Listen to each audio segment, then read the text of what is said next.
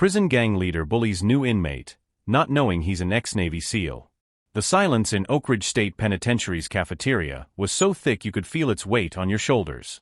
300 inmates watched as Derek Fong Morrison, the most feared man in Cell Block C, walked slowly toward the new inmate who had just entered through the metal door. The elderly man held a tray with both hands, his gray hair contrasting with the faded orange uniform hanging loose on his thin frame. "Look at this, boys," Derek's voice thundered across the room. "Looks like the nursing home lost a patient." Laughter erupted throughout the cafeteria. Men slammed their hands on tables, whistled, enjoyed the show. That's how it worked in here. Derek was king, and everyone knew it. His tattooed arms told the story of 2 decades behind bars, each mark a battle won, each scar an enemy defeated.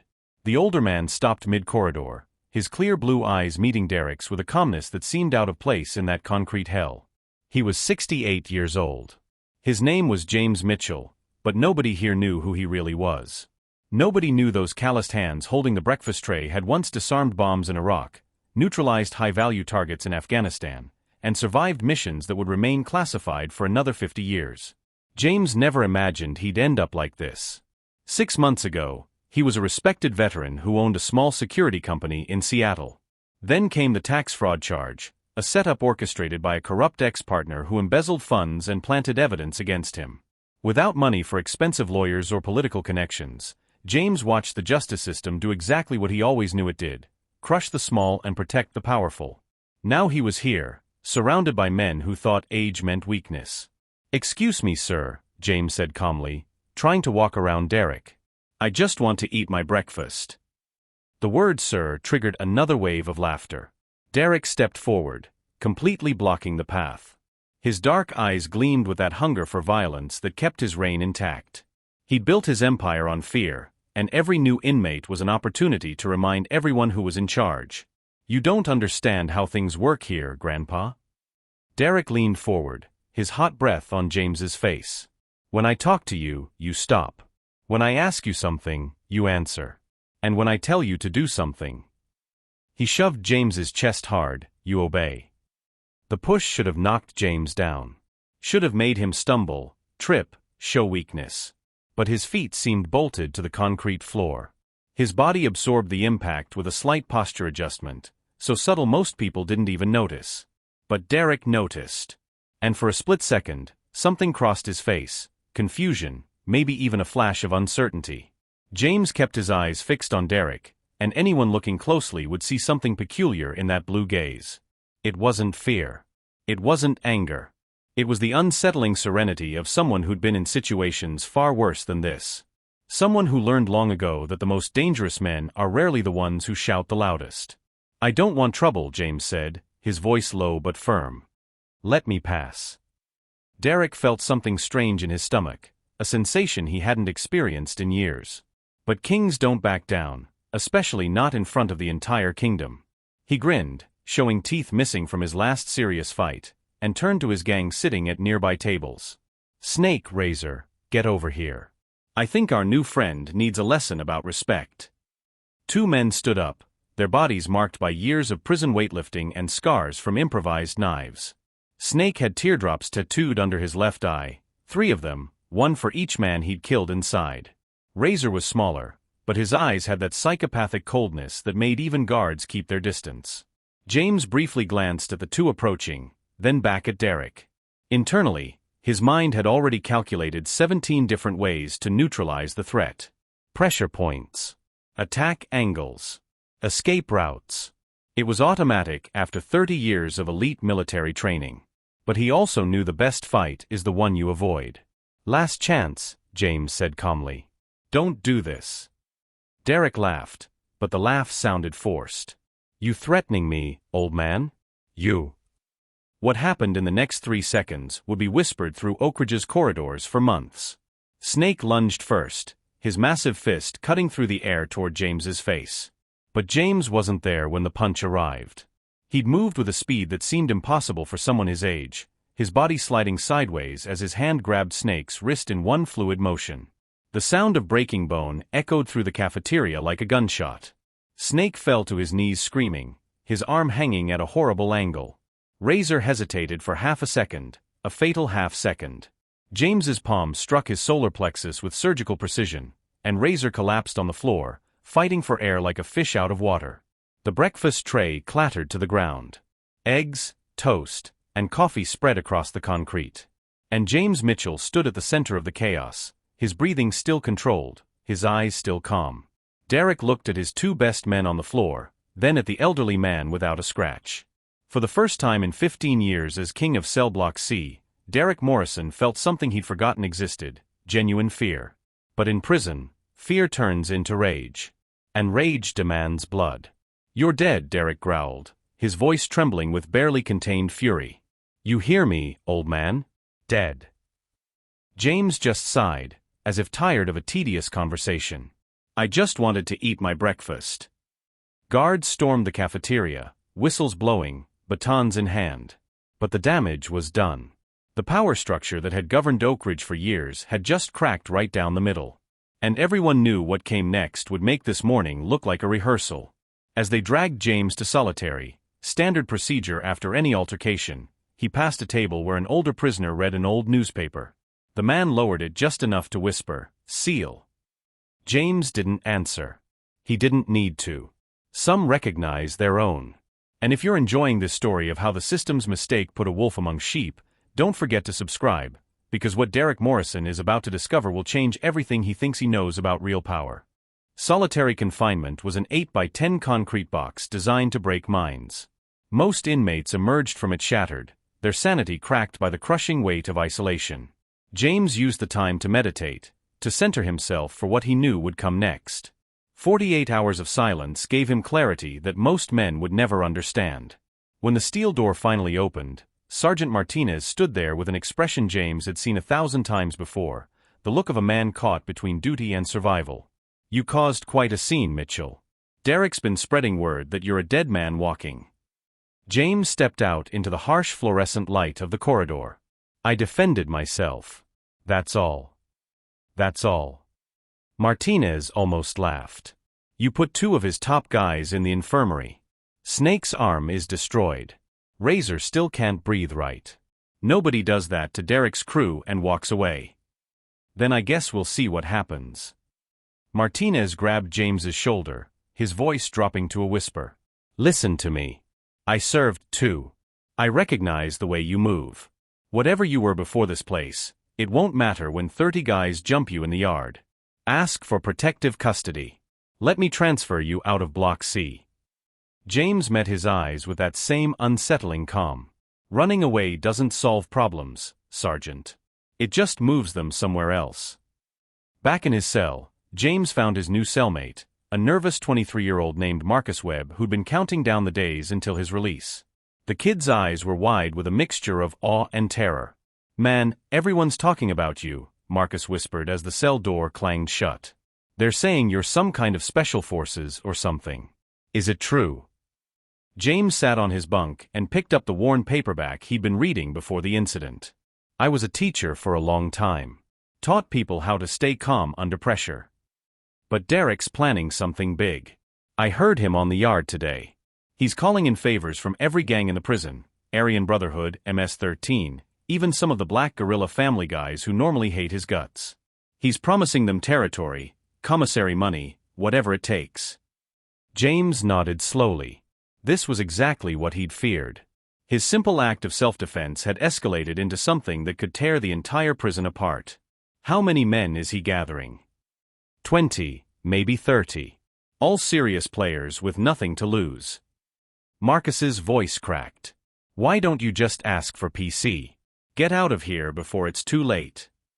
"Because I'm tired of running, Marcus. I've been running from injustice since the day my ex-partner framed me. Running from a system that chose to believe a wealthy businessman over a veteran with PTSD. Running from the reality that everything I built in 30 years got destroyed because I trusted the wrong person." The words hung in the air, heavy with a pain that James rarely let show. For the first time since arriving at Oak Ridge, a crack appeared in his armor of calm. Meanwhile, in the prison yard, Derek held court like a mafia don planning a hit. His rebuilt crew surrounded him, Snake with his arm in a cast, Razor still wheezing but determined for revenge, and a dozen new faces representing every major gang in the facility. That old man made me look weak, Derek snarled, his fists clenched so tight his knuckles turned white. Made all of us look weak. You know what happens when people think we're weak? They start getting ideas. They start thinking maybe they don't need to pay tribute. Maybe they don't need to follow the rules. A massive skinhead named Klaus from the Aryan Brotherhood leaned forward. What's the play, Derek? You want him gone permanent? Derek's eyes gleamed with malicious satisfaction. No. Death's too easy. I want him broken. I want everyone in this prison to watch what happens when you disrespect me. We're gonna make an example out of James Mitchell that'll be remembered for the next 20 years. When? Asked a cold-eyed Latino gang leader known as Diablo. Tomorrow. During rec time. The guards are gonna be conveniently slow responding. I already paid off the right people. Derek smiled, and it was the smile of a predator imagining the kill. We're gonna beat him so bad, he'll beg us to finish him. And then we'll walk away and let him live with the shame. What Derek didn't know, what none of them knew, was that James Mitchell hadn't survived 3 tours in the world's most dangerous combat zones by being unprepared. While they plotted in the yard, James was in his cell doing something that would have terrified them if they'd understood its significance. He was remembering the missions that never made it into official records. The night in Kandahar when he and his team were ambushed by 40 Taliban fighters and had to fight their way out with nothing but knives and determination. The hostage rescue in Baghdad where he'd neutralized 6 armed insurgents in a pitch-black room to save a kidnapped journalist. The classified operation in Somalia that earned him a medal he could never publicly display. James Mitchell had been trained by the best warriors America had ever produced. He'd learned to survive in impossible situations, to turn disadvantages into weapons, to find victory where other men only saw death. Age had slowed his body slightly, but it had also given him something younger fighters lacked, wisdom born from 1,000 battles. You really think you can take on 30 guys? Marcus asked, watching James do slow, precise stretches on the cell floor. James paused, his expression distant. When I was younger, I might have believed I could. Age teaches you humility. But sometimes you don't fight because you think you can win. You fight because it's the right thing to do. Because if you don't stand up when it matters, then everything you believed in was a lie. That night, as lights went out across cell block C, 2 very different men prepared for the same battle. Derek Morrison gathered weapons, shanks made from sharpened metal, socks filled with batteries, strips of razor wire. He strategized with his allies about angles of attack, how to maximize damage, how to make the beating last as long as possible. James Mitchell sat in meditation, his breathing slow and controlled, his mind clear as still water. He wasn't preparing to fight 30 men. He was preparing to survive them. And for a Navy SEAL who'd survived the worst the world could throw at him, survival was just another mission. The only question was how many of them would still be standing when it was over. Morning came with a metallic clang of cell doors sliding open. James rose before the wake-up call, as he had every day for the past 40 years. His body moved through a series of stretches that looked simple but activated every muscle group with precision. Marcus watched from his bunk, mesmerized by the fluid movements. You know it's happening today, right? Marcus whispered. Everyone knows. The whole prison's holding its breath. James nodded slowly, rolling his shoulders. Then today we find out what we're really made of. The breakfast routine was eerily quiet. Inmates moved carefully, keeping their heads down, sensing that something explosive was about to happen. Even the most hardened criminals knew when to stay out of the way. James took his tray and sat at an empty table, eating methodically while his eyes scanned the room with practiced awareness. Derek sat across the cafeteria, surrounded by his expanded crew. The gang leader's face was a mask of anticipation, like a child waiting to open presents on Christmas morning. He kept glancing at James, then at the clock, counting down the minutes until rec time when the real show would begin. That's when an unexpected visitor approached James's table. An older black man with gray temples and intelligent eyes sat down without asking permission. His name was William Carter, and he'd been at Oak Ridge longer than anyone could remember. Inmates called him the professor, because before his conviction for manslaughter, he'd taught history at a university. You caused quite a stir, Mr. Mitchell, Carter said quietly, his voice barely audible above the cafeteria noise. Derek's planning something for the yard today. Something big. I figured as much. Carter studied James with the careful attention of someone who'd spent decades reading people. You're not afraid. That's unusual. Most men facing what you're facing would be terrified or pretending to be tough. You're just calm. Fear clouds judgment. I need clarity for what's coming. You military?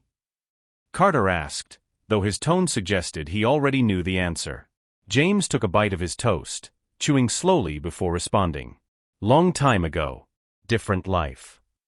Carter leaned closer, his voice dropping even lower. I was Army. Vietnam. 2 tours. I recognize the way you carry yourself. The way you assess threats without seeming to look. You're not just military, you're special operations, aren't you? James didn't answer, but his silence was confirmation enough. Listen to me, Carter continued urgently. Derek's gathered 30 men for this. They've been stockpiling weapons for days. The guards have been paid to look the other way. You're walking into an execution disguised as a prison fight. So why are you telling me this? Carter's expression darkened with old pain. Because 20 years ago, I stood by and watched 3 men beat a kid to death in the showers. I was too scared to intervene. That kid's face haunts me every single night. I won't make that mistake again. He paused, then added quietly, I can get you help. There are some of us older guys who remember what honor means. We're not fighters anymore, but we can watch your back, create distractions, even the odds a little. James met his eyes, seeing genuine conviction there. I appreciate the offer, but I don't want anyone else getting hurt because of me. Too late for that. Derek's making this about power, about sending a message. If you go down, he'll just pick another target next week. Someone weaker. Someone who can't defend themselves. Carter stood up slowly. Rec time is in 2 hours. If you change your mind about help, you'll know where to find us. As Carter walked away, James felt something shift inside him. He'd been prepared to face this alone, to accept whatever consequences came from defending himself. But Carter was right, this wasn't just about him anymore. It was about what kind of place Oak Ridge would become if Derek's brutality went unchallenged. The 2 hours before rec time felt like days. James returned to his cell and lay on his bunk, but his mind was working through scenarios with a tactical precision that had kept him alive in war zones. 30 attackers. Multiple weapons. Limited space to maneuver. The odds were objectively terrible. But James had faced terrible odds before. He remembered a night mission in Fallujah when his 6-man team was pinned down by insurgents in a bombed-out building. Outnumbered 5-1, running low on ammunition, no immediate backup available. His commander had asked him for options, and James had responded with 3 words that became a mantra for his entire career: adapt, improvise, survive. The first attacker came from James's left, a wiry man with a sharpened metal shank aimed at his ribs. James's body moved before his conscious mind registered the threat, decades of muscle memory taking control. He pivoted on his back foot, the blade passing harmlessly through empty air as his hand shot out and struck the attacker's elbow joint. The sickening crack was followed by a scream as the shank clattered across concrete. 2 more rushed him simultaneously from opposite sides. James dropped low, sweeping the legs of one while his elbow drove upward into the jaw of the other. Both men hit the ground hard, one unconscious before he landed, the other clutching his shattered knee. The yard erupted into chaos. Derek's carefully planned execution had lasted all of 15 seconds before falling apart. His men hadn't expected this, hadn't expected the old man to move like water, to hit like thunder, to dismantle trained prison fighters with surgical precision. What are you waiting for? Derek screamed at his crew. All of you. Take him down. The attack became a swarm. Men came at James from every direction, weapons swinging, fists flying, desperation replacing strategy. But James had been trained for exactly this scenario. In SEAL training, they called it close-quarters combat in hostile territory. The instructors would send 6 men at once against a single operator, teaching them to use chaos as a weapon, to turn an enemy's numbers into a disadvantage. James became a storm of controlled violence.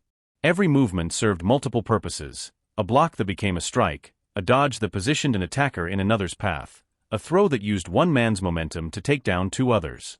His breathing remained steady even as bodies fell around him like dominoes. A massive skinhead named Klaus rushed forward with a length of chain, swinging it in wide arcs that would have crushed bone. James waited until the last possible second, then stepped inside the swing's arc where the chain had no power. His palm strike to Klaus's throat dropped the giant instantly, gasping for air that wouldn't come. Snake charged despite his broken arm, driven by rage and loyalty to Derek. A quick kick to the knee sent Snake sprawling, his scream echoing across the yard as his injured arm took the impact of his fall.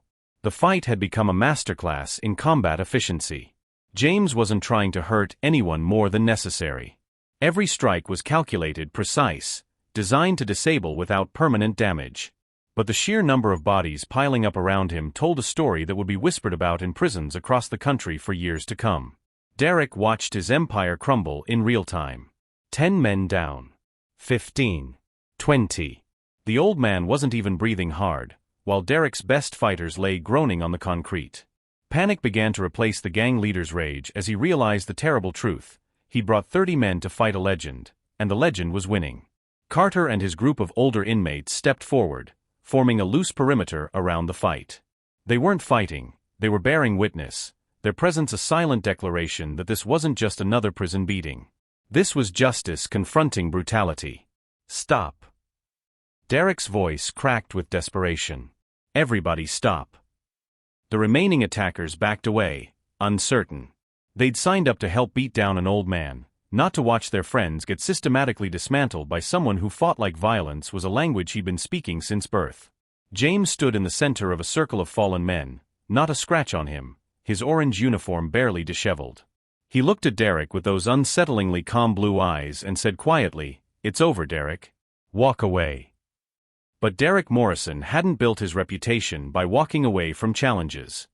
He pulled a shank from his waistband, a wicked piece of sharpened steel he'd been saving for the final blow, and advanced on James with murder in his eyes. James moved like lightning. One moment Derek was lunging forward with his weapon raised. The next he was flat on his back with James's knee on his chest and his own shank pressed against his throat. "Listen to me very carefully," James said, his voice low enough that only Derek could hear. "I've killed men who were better trained, better armed, and better led than you could ever hope to be. The only reason you're still breathing is because I choose mercy over justice. You're going to tell every gang in this prison that I'm off limits. You're going to spend the rest of your sentence remembering that your reputation died here today because you mistook age for weakness." James stood up smoothly and tossed the shank across the yard.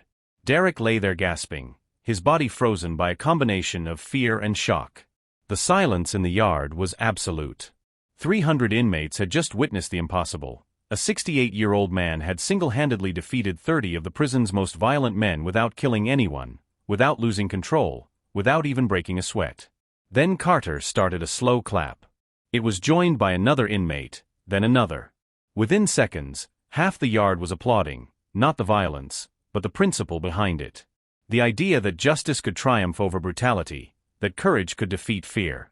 Guards finally rushed into the yard, but they found the fight already over. Sergeant Martinez approached James, his face a mixture of disbelief and respect. "Mitchell, what the hell are you?" James straightened his uniform. Just a man who wanted to eat his breakfast in peace. As they led James away, he passed Derek one last time. The gang leader looked up at him with shattered eyes. "How?" Derek croaked. James paused and looked down at him with something almost like pity. "You built your power on fear, Derek. But fear is the weakest foundation there is. Real strength comes from discipline, from knowing who you are when everything's stripped away. You never had a chance because you never understood what real power looks like." The investigation into the yard incident lasted 3 weeks. The warden reviewed security footage and interviewed dozens of inmates, trying to piece together how 30 men ended up in the infirmary after attacking one elderly inmate. But prison has its own code of silence, and even Derek's former allies refused to provide details that might make them look weak. The official report stated mutual combat among gang members, with James Mitchell listed as having acted in self-defense. But the truth spread anyway, carried through every cell block, every prison in the state. The story of the Navy SEAL who brought down a prison empire became legend. When James returned to Cell Block C after a week in protective custody, the atmosphere had completely transformed. Men nodded respectfully as he passed. Some tried to shake his hand. The predatory tension that had defined the block for years had evaporated, replaced by something that almost resembled order. Derek Morrison occupied a different kind of cell now, not physically, but psychologically. His crew had disbanded, his alliances dissolved, his reputation destroyed. He sat alone at meals, avoided eye contact in corridors, became a ghost haunting the empire he'd once ruled. Marcus couldn't contain his amazement. Man, everything's different now. People actually wait in line for phones instead of fighting. The showers are safe. It's like you changed the whole prison just by standing up to Derek. James sat on his bunk, reading his worn paperback. I didn't change anything, Marcus. I just showed people that bullies only have the power you give them. Derek controlled this place because everyone believed he was unstoppable. The moment that belief shattered, so did his power. Carter visited James's cell days later, his weathered face creased with peace. What you did out there reminded me that we're still human in here. That we still have choices. I've been in here 23 years. I've never seen someone make this place better just by refusing to surrender their principles. The weeks turned into months. James established a routine, morning exercises that drew curious onlookers, afternoons in the library teaching literacy to inmates who'd never learned to read properly. He didn't seek leadership, but his presence had become a stabilizing force that even the administration noticed. Sergeant Martinez pulled him aside during lunch. I put in a request with the parole board. Cited your conduct, your positive influence. With your military record and good behavior, you might be eligible for early release in 6 months instead of 5 years. The parole hearing came faster than expected. James sat before a panel of 3 officials who reviewed his case with a skepticism that came from years of hearing inmates claim redemption. Mr. Mitchell, the lead official began, you've had quite an eventful stay at Oak Ridge. We've also received letters from 17 inmates requesting your early release. That's unprecedented. He leaned forward. The board has decided to grant early release, effective in 30 days. You'll be on parole for 2 years with standard conditions. On his final day at Oak Ridge, James walked through cell block C1 last time. Marcus helped him pack, his eyes wet with emotion. Man, you've been like proof that good people still exist. You're going to finish your sentence, Marcus. You're going to walk out of here in 8 months with your head high. And you're going to remember that your past doesn't define your future, your choices do. As James approached the final gate, he passed Derek Morrison sweeping the corridor, a job assignment that would have been unthinkable months ago. The former gang leader stopped and looked at James with an expression that had evolved from hatred to something more complex. Mitchell, Derek said quietly. You could have killed me that day. Should have, probably. Why didn't you? James considered the question carefully. Because revenge isn't justice, Derek. And because every man deserves a chance to become something better than his worst moment. Even you. Derek nodded slowly, something shifting behind his eyes. For what it's worth. I'm sorry. About all of it. Then be better. That's worth more than any apology. The gate opened, and James Mitchell walked out of Oak Ridge State Penitentiary into the bright morning sun. A small security company had offered him a consulting position. Word of his military background and prison reform had reached people who valued that kind of experience. It wasn't much, but it was a start. 6 months later, James received a letter forwarded from Oak Ridge. It was from Marcus, who'd been released on schedule. The young man had gotten a job at a community center, teaching kids in troubled neighborhoods about second chances and the power of making better choices.